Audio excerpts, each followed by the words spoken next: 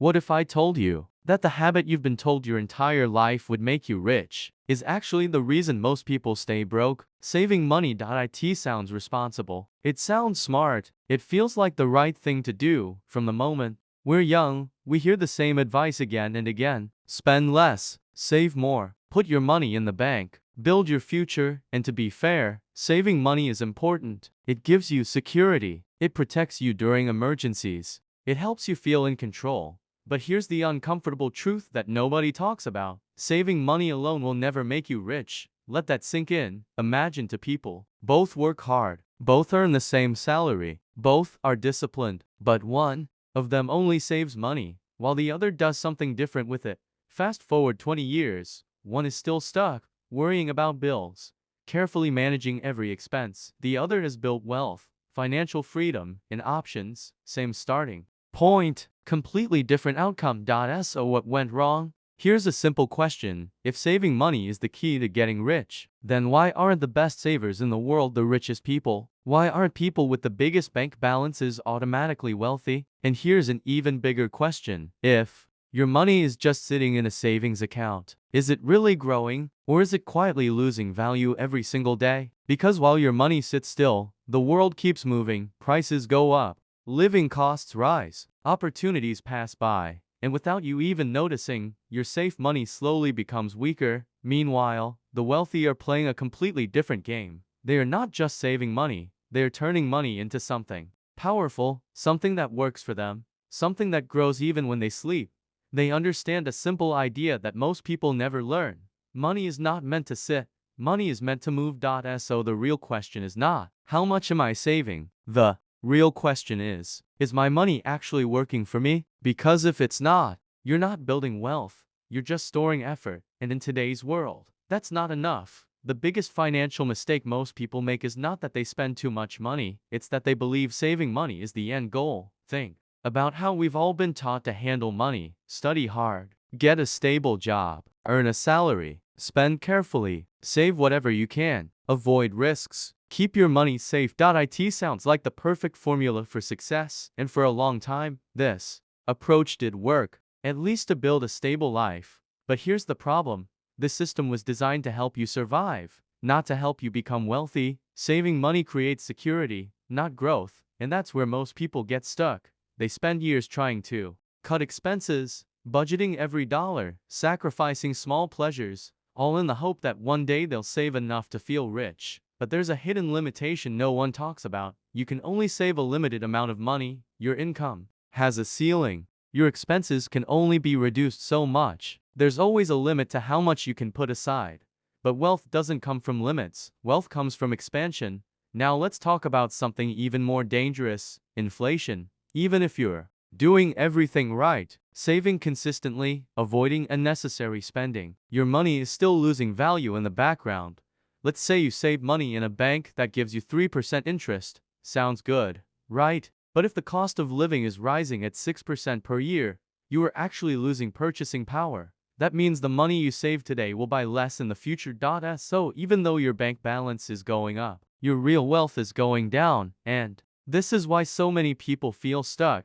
They are doing what they were told was right, yet they're not getting ahead, because saving puts you in a defensive mindset. You start focusing on what you can cut instead of what you can grow. You avoid opportunities because they feel risky. You prioritize safety over progress, and slowly, without realizing it, you limit your own financial future. Meanwhile, wealthy individuals think completely differently. They don't obsess over saving every dollar. They focus on how to multiply it. They ask better questions. Not how can I save more, but how can I grow more? That one shift in thinking changes everything. Because the moment you stop treating money as something to protect and start treating it as something to expand, you move from surviving financially to actually building wealth.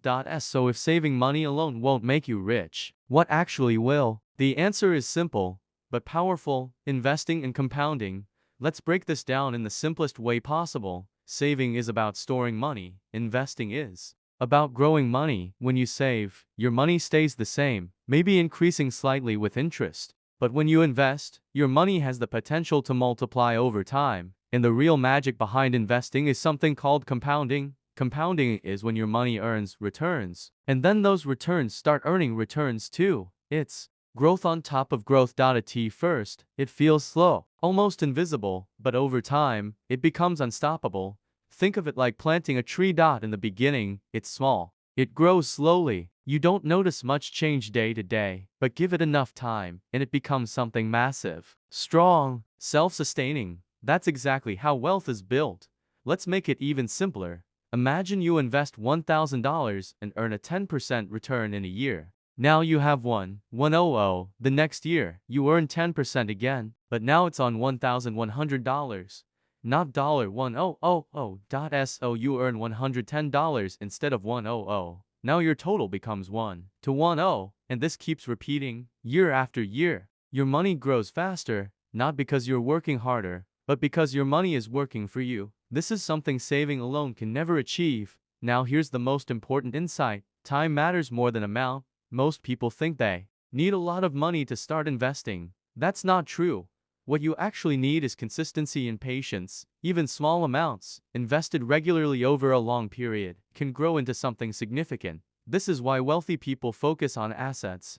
Assets are things that either generate income or increase in value over time. Examples include stocks, businesses, real estate, and other investments. These are tools that make money grow. Savings, on the other hand, are just stored value. They are important for stability, but they don't create wealth by themselves. So the goal is not to stop saving completely. The goal is to use saving as a starting point. You save money first, and then you put it to work, because money sitting still stays limited, but money in motion creates freedom. Let's make this real with a simple but powerful story. Two friends start their financial journey at the same time. Rahim and Kareem. They both have similar jobs. They earn the same income, and they both decide to be disciplined with their money. Every month, each of them sets aside 200. Now here's where their paths split. Rahim believes in playing it safe. He deposits his $200 into a savings account every month. No risk, no stress, just steady saving. Kareem also saves $200 every month, but instead of leaving it in the bank, he invests it. He chooses simple investments like index funds that grow over time, averaging around 10% per year. At first, there's almost no difference. After 1 year, both have contributed to 400. Rahim feels secure seeing his bank balance grow. Kareem doesn't feel much different. His investment growth is small in the beginning, but then time starts doing its work. After 10 years, Rahim has saved 24,000. That's his total. Clean, predictable, and stable. Kareem, on the other hand, has around 38,000 already. There's a noticeable gap. But here's where things get interesting. After 20 years, Rahim has saved 48,000. Kareem, his investments have grown to over 150,000. Same monthly habit, same discipline, completely different outcome. Now fast forward to 30 years, Rahim has saved 72,000. Kareem crosses for 000. Let that sink in. Rahim worked just as hard, he sacrificed just as much. He did everything right according to traditional advice, but his money never worked for him. Kareem, on the other hand, made one key decision. He didn't just save money, he invested it. And over time, compounding did something incredible. It turned small, consistent efforts into massive results. And this is exactly how real wealth is built. Not through one big move, not through luck, but through consistent investing and letting time do the heavy lifting. This is why two people with the same income can end up in completely different financial positions. It's not about how much you earn, it's about what you do with what you earn.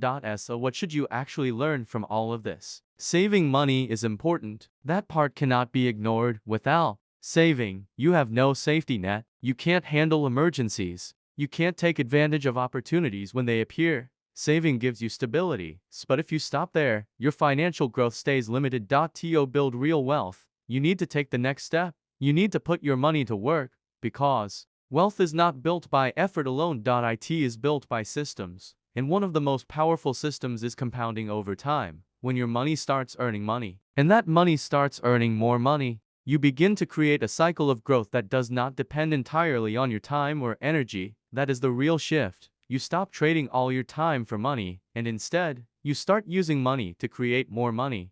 Here is a simple framework to follow. First, Build a basic level of savings, enough to cover emergencies. This gives you peace of mind and protection. Second, start investing as early as possible, even small amounts. The key is consistency, not perfection. Third, focus on increasing your income. Saving alone will not make a big difference if your income stays the same forever. Fourth, avoid keeping too much money idle. Money that is not invested is slowly losing value due to inflation. And finally, think long-term. Wealth is not built in weeks or months. It is built over years of consistent decisions. The biggest mindset shift you need is this. Stop seeing money as something to store. Start seeing money as something to grow, because saving alone keeps you safe. But growth is what creates freedom. And at the end of the day, the goal is not just to save money. The goal is to build a life where money is no longer a limitation. If you want to truly understand how money works and learn how to build wealth the right way,